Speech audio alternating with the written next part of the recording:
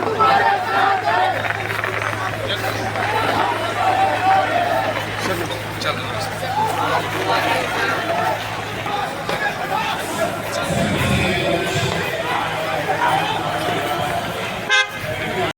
साहब,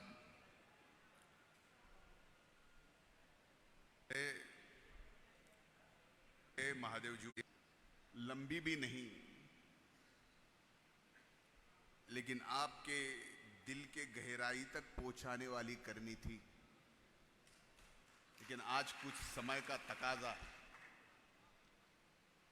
आज सिद्दीकी साहब आए हुए, वैसे ही सीएम और डिप्टी सीएम साहब ने 3 वीडियो कॉन्फ्रेंसिंग पे मीटिंग रखी है। इसलिए मैं ना लंबी ना चौड़ी ना दिल को छूने वाली आपकी बात करूंगा। हाँ, जख्म बहुत बड़ा है, अभी तक भरा नहीं है। अब देखते हैं फारूक भाई कब भरेगा।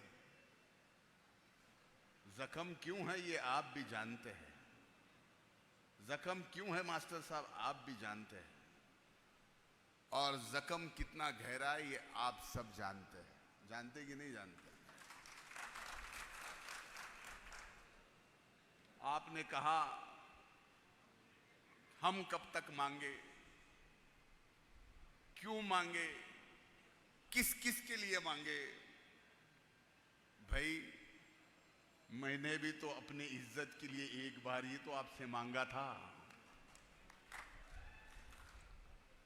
और जब मैंने अपनी इज्जत के लिए मांगा था तब आप सबसे मैंने ये कहा था कि यहां से मत सोचो, आपके दिल के अंदर मुंडे साहब बैठे हुए हैं, दिल का सोचो, दिमाग में कुछ अलग चल रहा है, दिमाग का मत सोचो। अब बात यह है कि आपने दिमाग का सोचे, ऊपर की बात थी, हमने भी मना नहीं किया, लेकिन यह करने के बाद मुझे आप बताओ कि आपके अंदर, आपके घर के अंदर, आपके काम के अंदर, आपके माली हाल के अंदर अगर 19-20 का भी फर्क हुआ होगा तो आप अल्लाह को याद करते हुए छाती पे हाथ रख के बोलिए कि हां फर्क हुआ ये करके। 6000 से मेरे घर की इज्जत गई, पता नहीं ये दुख मेरे दिल से कब निकलेगा, लेकिन यकीन मानिए अल्लाह ताला ये दुख भी अच्छे जीत के साथ निकालेगा।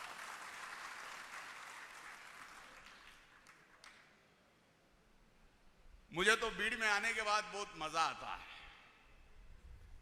ऐसे लगता है कि बीड़ में आओ तो योगेश भैया के प्रोग्राम में जाओ तो कहा जाता है अमदार हो तो योगेश भैया जैसा हो।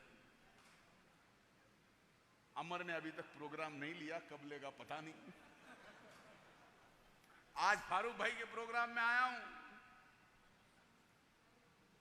तो यहां कह रहे हैं कि भीड़ का अमदार कैसा हो। तो देखो, एक चुनाव में क्षेत्र से अगर 4-4 विधायक मिलते हैं तो क्या बुरी बात थोड़ी है। हमें तो विधायक चाहिए और जितने ज्यादा मिलते हैं उतने चाहिए।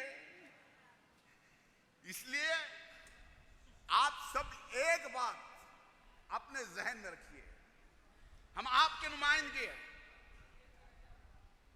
एक बार अपने आप का भरोसा तोड़ेंगे, लेकिन आपका भरोसा राष्ट्रवादी कांग्रेस पार्टी कभी नहीं तोड़ेगी। ये वचन आप सबको दे रहा हूं। ये मेरा नहीं, ये बाबा सिद्दीकी साहब का नहीं, ये अजीत दादा का वादा है कि आपका भरोसा हम टूटने नहीं देंगे।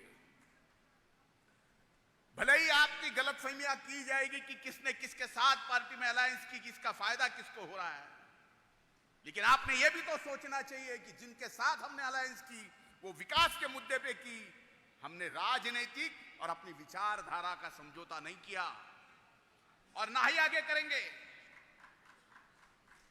आज मुझे बताइए, ये अलायंस होने के बाद पहली बार मौलाना आजाद आर्थिक विकास महामंडल को 1,500 करोड़ रुपए देने की बात आई। ये आज तक की सियासत में कभी हुआ क्या? बहुत दिन तक आप भी सिद्दीकी साहब सत्ता में थे, जो दादा ने, जो राष्ट्रवादी कांग्रेस पार्टी ने जिसके साथ अलायंस में रहते हुए ये करके दिया, यह क्या बड़ी बात नहीं है? आप क्या समझते हो? उसको छोटी बात समझते हो? क्या आप इतने छोटे दिल के हो? क्या आपकी सोच इतनी छोटी है? आप अपना दिल बड़ा करो, आपकी सोच बड़ी करो, और यकीन मानो जो आपके अंदर, आपके दिल के अंदर होगा वही राष्ट्रवादी कांग्रेस पार्टी करेगी। यह वचन एक पार्टी का कार्यकर्ता होने के नाते मैं यहां दे रहा हूं। बीड जिले की आवाम जो चाहेगी वो विधायक बनेगा,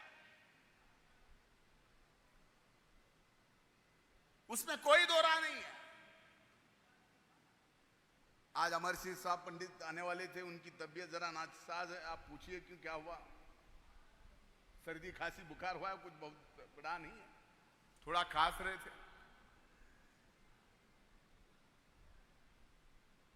मुझे आज एक बात